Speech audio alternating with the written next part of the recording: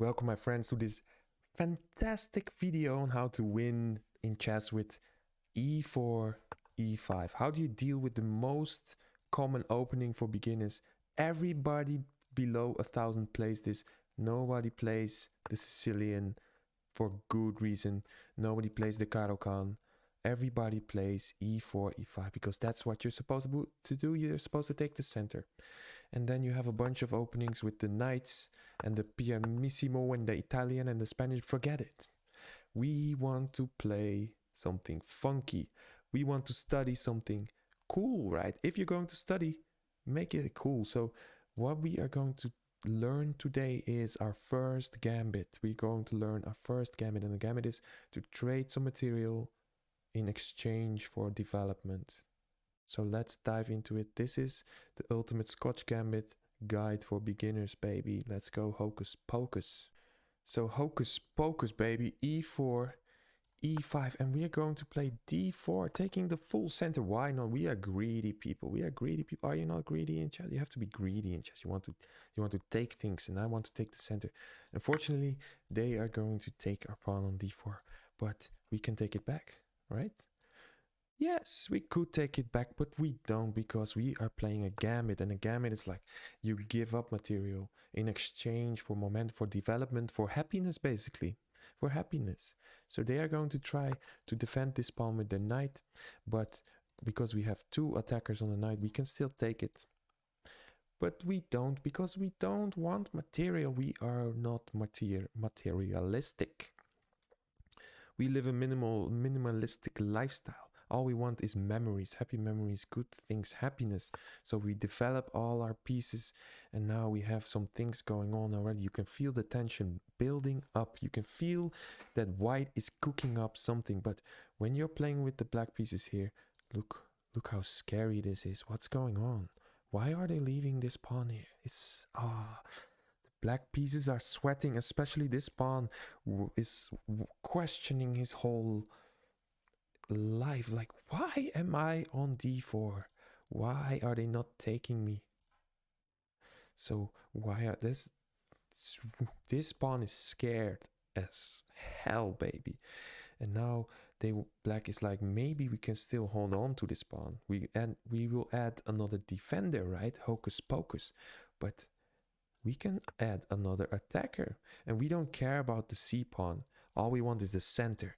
So if they take, this is where the fun begins, because we can sacrifice our bishop, and if they take back with the king, which they will, we can fork them with our queen, right? So we can take back their bishop on the very next turn. So this is really, really good. We gave up a bishop, we got back the bishop. So what did we gain? Exactly. They lost their castling rights. So their king will be stuck in the middle. That's the whole idea of this line, that their king will be stuck in the middle. So that's a very, very good line. And I'm going to name this variation. I'm going to give it a name.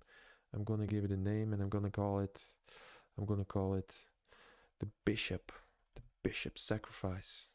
I'm going to name it the bishop sacrifice, and I'm going to give it the color green because it's really nice. It's green light, baby. It's a green light. So that's just one thing that could happen. And what you see very often actually is that they're not going to take this pawn because they are suspicious. They're like, if I take this, I open up a bunch of things here.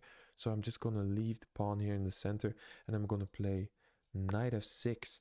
But when they play knight f6, we can actually kick this knight with our pawn e5. It's a really powerful move. And if they retreat their knight, we can take the full center. So we got our pawn back, and we have the full center. So this is a really nice position for the white pieces. And I want to show you another thing, guys. Hocus pocus, baby. They can even play knight f6 before they play bishop c5, because they are like, I'm so suspicious. This pawn is lost. I'm not going to defend it with the bishop. I'm just going to develop my knight. In this case, we still play e5. And if they bring their knight to g4, attacking our center pawn, mind you, they are the attacking party now, we just castle and we give up another pawn, because if they take this pawn, we can just trade the knights and pin it to their king. We can pin their knight to the king, and they are not able to save this knight, because after they play d6, we can just play f4, attacking their pinned knight with a pawn. We add pressure to the pinned piece, pp to the pp, as we say in chess, and the only thing black can do is accept the fact that they are going to lose their knight. So we lost some pawns, yes, we lost a bunch of pawns, but we gained a full knight. So this is really good for white. So as you can see, it is very critical to understand that black will play knight f6 at some point. I gave you the two examples. They played knight f6 here, and they played knight f6 here. So do you see the difference? The difference is that here we have a pawn on c3, and here we don't have a pawn on c3. You see? Here we have a pawn on c3, and here we don't have a pawn on c3. So I'm going to name this variation. Knight to f6 before c3. And I'm going to give this the color pink. I'm going to give it the color pink. And the other variation that I showed you guys is where black also played knight f6. They also played knight f6, but they played it after. They played it after c3, right? So I'm going to give this the color blue. All right, so we have the three variations, only three variations that I want you to study. It is the bishop sacrifice variation. It's the most fun one. It's beautiful. It's tasty. And we have knight to f6 after we play c3, and knight to f6 before we play c3. Simple, right? That's how we break it down today, and I'm going to show you for each of these lines how to deal with the variations. So we have our three variations, and we are going to start with knight f6 before we had the chance to play c3. So as I explained, we play e5, kicking their knight, and they are going to put their knight on g4 because they want to attack our e5 pawn with both knights. In this case, of course, we are not going to defend the pawn. That's not our style, that's not our jam, that's not our thing. If we would defend this pawn with our queen, for example, we would... What are we doing? What are we doing here? What are we doing here? Like, what's this? What even? No, baby. We give up the pawn. Of course we give up the pawn. That's what we do. That's how we roll. And now we just trade the knights. And boom. Boom, baby. We pin their knight to the king. And they cannot do anything about it. If they move their knight, they make an illegal move because they check themselves. And you cannot check yourself in chess. You can check yourself in life. You have to check yourself before you wreck yourself. I highly recommend to check yourself. But in chess, you cannot check yourself. So they cannot move the knight. They can only defend it. And now we add an attacker. We add an attacker with f4, attacking their pinned knight with our pawn. And there's nothing they can do but to accept that this horse is brought to the slaughterhouse, baby. Hocus pocus, it's gone. So yes, we lost a bunch of pawns. Who cares? We gained a full horse. We gained a full horse, my friend. This is a good stuff. So this is what we do when they bring their horse. When they bring their horse to g4, attacking our pawns. We let the horse take the pawn. Right? However, occasionally, black knows a bit more about this opening and they counter-attack us. They counter-attack us with d5, attacking our bishop. In this case, do not take the knight.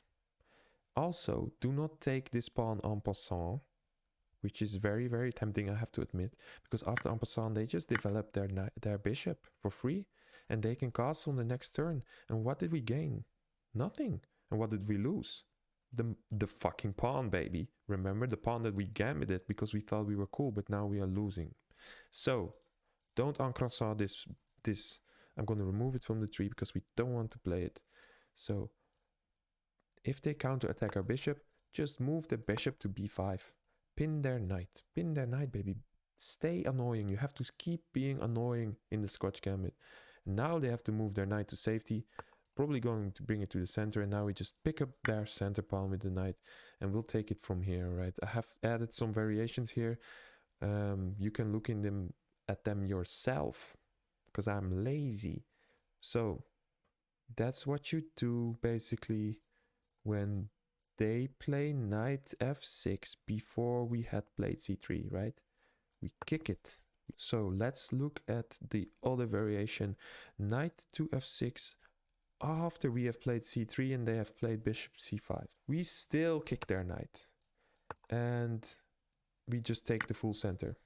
We just take the full center with both our pawns, and they are in trouble because we have the full center. And we got back our pawn. So let's take a last look at the variation where we got to sacrifice our bishop on f7. This is the fun variation. This is what we hope for. This is the best possible outcome when we play the Scotch Gambit.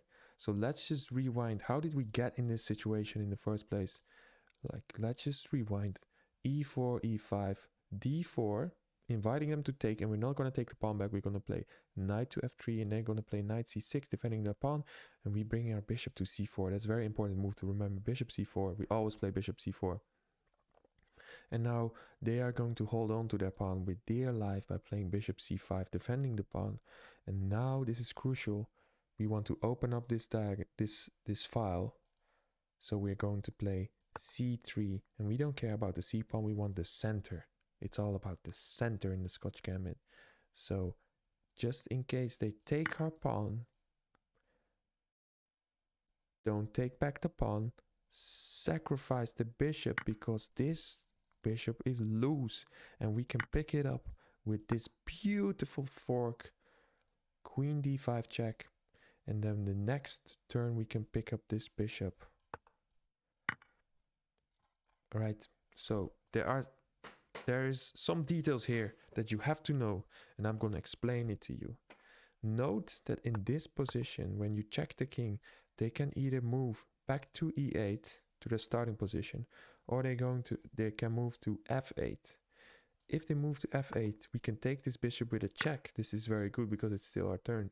And then this is very different when they play king to e8, because in this case, we don't just yet take their bishop back. First, we play this in-between check, queen h5, inviting them to block the check with g6, and now we take the bishop. And this is very relevant because now their rook is exposed on the diagonal because they played g6. So that's why we play this in-between check, right? And that's the whole difference. That's the difference. When they move here, we don't have this in-between check. So we just take the bishop. And now they're going to block this check with the queen, and they want to trade because we are attacking. So they want to remove our most powerful piece, and we want to keep the queens on the board because we are attacking. So we retreat our queen, defending the e4 pawn. That's it. Whereas in this situation, where we had this in-between check, and they block the check with g6, and now we take the bishop, and now they play queen e7, attacking our queen. Now we don't have to defend this pawn, because when we take this pawn with our queen, we are attacking their rook, right? And actually, we hope that they take this pawn.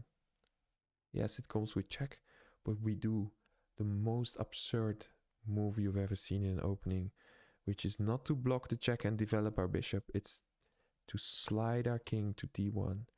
Why? Because we are threatening rook e1, pinning their queen to the king, baby. And remember, we are still attacking this rook. So now they have to give this check to move their queen to safety. But now we can just block. We can just block this check with our bishop. And this rook is trapped, because they cannot put their knight in between, because the knight is not protected by the queen, because they did this whole dance with the queen. So the queen is no longer defending their knight. Their rook is trapped. And that is why in this position we slide our king to d1. So note the difference. Here they can still defend the rook with knight f6 because it's still defended by the queen. And then we just castle. But if they take the pawn, they can no longer play knight f6. It's all in the details. Chess is all in the details. So just to rewind, when we sacrifice the bishop and they take the bishop and we check them with our queen, forking them, they can move with their king to 2 spots. And depending on where they go, we have this in-between check, or we take the bishop right away.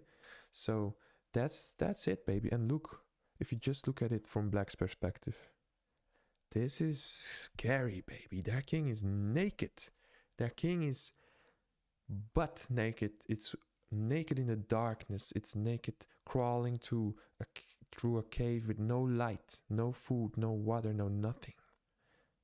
So that's also why this is so powerful, because it's scary for black. It's scary.